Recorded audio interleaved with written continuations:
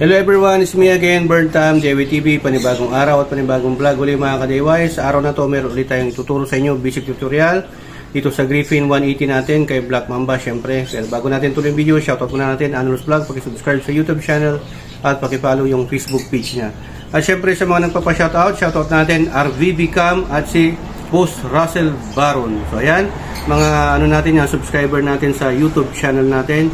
Maraming salamat sa tiwala at suporta mga ka-DIY sa mga videos natin. Paki-share na lang para matuto yung iba, para makapagbigay ng idea. Sharing is caring. So yan, sa mga nagtatanong sa Facebook page naman natin, marami kasing nagtatanong sa page natin, yung Euro Griffin 180 Community PH headed by Boss EI. Ayan, tara, pakita natin.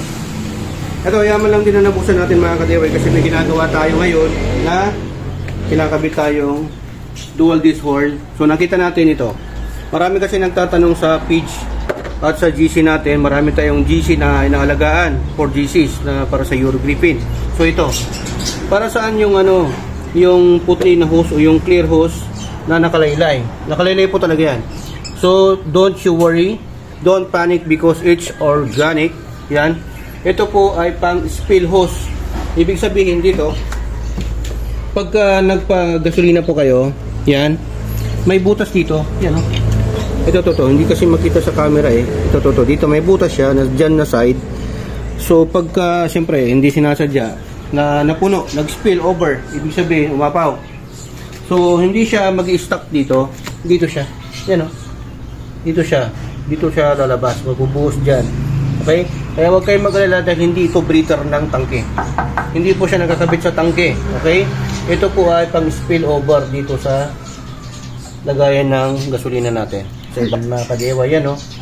Okay? Halimbawa din, sir, kapag nagpa-carwash. Oo, yun pala. Huwag kang mag-alala, burr. Pag nagkunwari, nagpa-carwash ka, mapupuno ng tubig to, baka malalagyan. Hindi po kasi nakatakip po yan. At yung tubig dito, na hindi po siya mag-i-stuck dito kasi bubuhos din po yung tubig dyan. Just like dito sa compartment po natin, may mga butas din po dito. Okay, may butas din po yan. Kaya kahit nahugasan mo yan, may butas dyan. Ngayon, pagka gusto mong uminom ng Red Horse, pwede mo lagyan to ng ice. Oo, ice. Tapos, diba, sa mga nagtatanong, ito na po yung kasagutan dyan. Huwag po kayong mag-alala, nakalaylay po talaga yan. Huwag nyo pong ipasok para dito lumabas yung gasolina na susobra dito sa tangke, dito sa ibabaw. Okay? Yan, hoping na nasagot ko yung katanungan yung mga ka-DIY. Dito sa HPT, natuto ka na, nakatipid ka pa dahil sa HPT, sharing is caring. So yan, maraming salamat. To God be the glory. Burntam, signing off.